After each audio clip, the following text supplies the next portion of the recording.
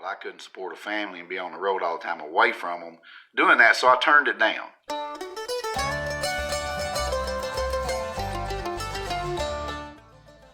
As time moved along, I had the opportunity to play with a lot of different artists.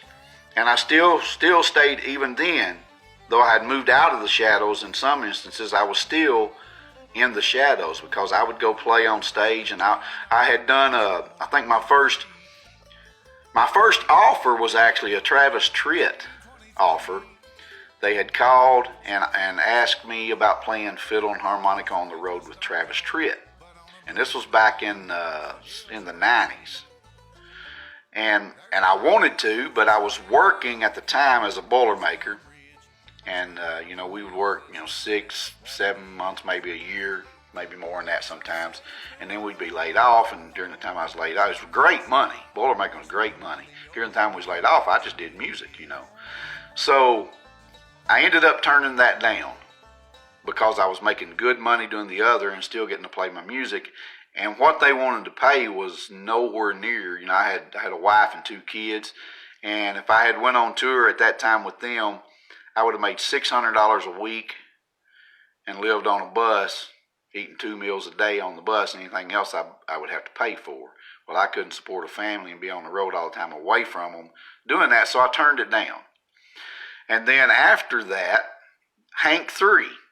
I got an invite to come down and audition for Hank 3. And I actually drove all the way to Nashville, got out of the truck and was walking up and decided, nah, I'm not going to do this. I turned around, went back home and didn't do the Hank 3 thing. It was sometime, a little bit before then though, Gerald Crabb had heard me.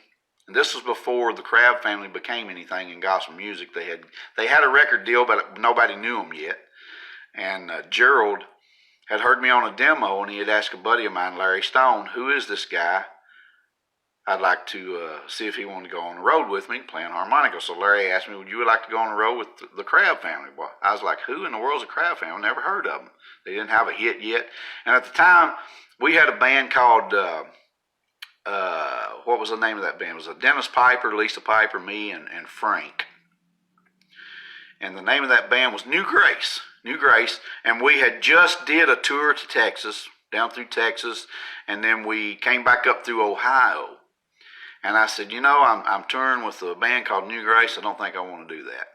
So it wasn't long after that. Well, Gerald Crabb had his first hit, was on Southern Gospel Radio, and we were going somewhere with New Grace. Of course, they knew all about me turning it down, and here on the radio we hear the Crabb family, Gerald Crabb.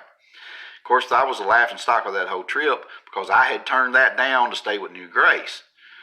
So that's just some of the opportunities that I had moving up coming up out of those shadows and moving into a different light.